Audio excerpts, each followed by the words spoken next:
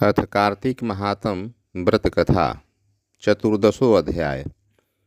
नारद जी ने कहा कि ये तीनों राक्षस इन तीन सेनापतियों नंदी, गणेश और स्वामी कार्तिकेय को देख क्रोधित होकर के कुश्ती लड़ने के लिए दौड़े। नंदीश्वर से कालनेमी, गणेश जी से शुंभ और स्वामी कार्तिकेय से निशुंभ युद्ध करने के लिए गया। निशुंभ ने कार्तिकेय के वाहन मयूर के हृदय में शीघ्रता से 5 बाण मारा, जिससे मयूर मूर्छित होकर पृथ्वी पर गिर पड़ा। कार्तिकेय क्रोधित होकर के शक्ति को उठाना ही चाहते थे कि इतने में निशुंभ ने तीव्रता से अपनी शक्ति से खड़ारण की शक्ति को काट दिया। नंदीश्वर ने सैकड़ों बाणों से कालनेमी को मारकर 7 बाणों से घोड़ों, धनुष और सारथी को काट दिया। क्रुद्ध कालनेमी ने नंदीश्वर के धनुष को काट दिया। नंदीश्वर ने उसके आक्रमण को रोक करके त्रिशूल से कालनेमी की छाती में प्रहार किया। कालनेमी के हृदय विदीर्ण हो गया तथा घोड़े और सारथी मर गए। तब कालनेमी ने भी पर्वत शिखर के प्रहार से नंदीश्वर को धराशायी कर दिया। एक और रथ तथा मूषक वाहन वाले गणेश जी और शुंभ दोनों युद्ध करते हुए परस्पर एक दूसरे पर बाणों की वर्षा करते हुए गूंथ गए। गणपति ने शुंभ की छाती में बाण मार करके 3 बाणों से उनके सारथी को पृथ्वी पर गिरा दिया।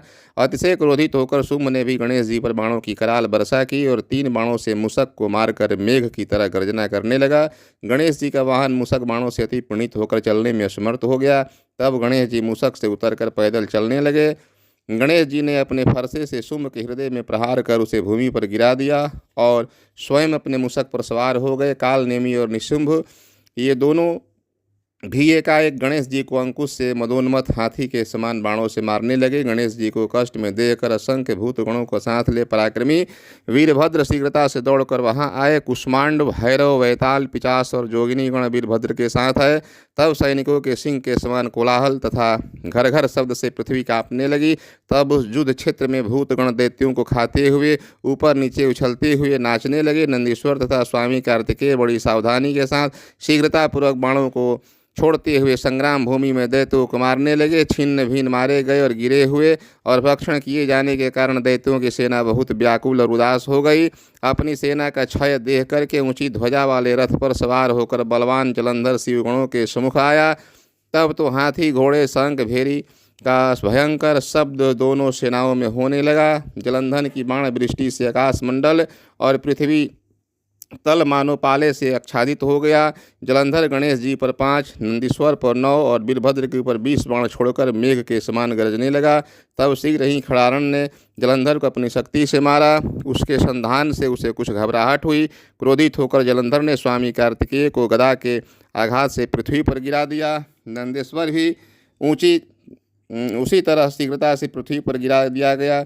तब गणेश जी ने क्रोधित होकर उसकी गदा को फरसे से काट दिया। वीरभद्र ने जलंधर को 3 बाणों से और 7 बाणों से घोड़ों, ध्वजा, धनुष तथा छत्र को काट दिया।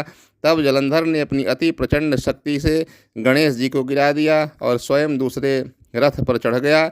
वीरभद्र के ऊपर क्रोधित होकर के रणभूमि में आया। तब सूर्य के समान दीप्यमान दोनों वीर परस्पर युद्ध करने लगे। वीरभद्र ने बाणों से उसके घोड़ों को मार गिराया। फिर जलंधर ने वीरभद्र का धनुष काट दिया तथा अपना परिघ हाथ में लेकर कूदा। नारद जी ने कहा कि तब वह जलंधर शीघ्रतापूर्वक वीरभद्र के समीप जाकर के उसके मस्तक पर परिघ मारा। छिन्न मस्तक वाला वह वीर मुख से रुधिर बमन करता हुआ पृथ्वी पर गिर पड़ा। इस प्रकार कार्तिक मास के 14वां अध्याय संपन्न हुआ। प्रेम से बोलिए विष्णु भगवान की जय।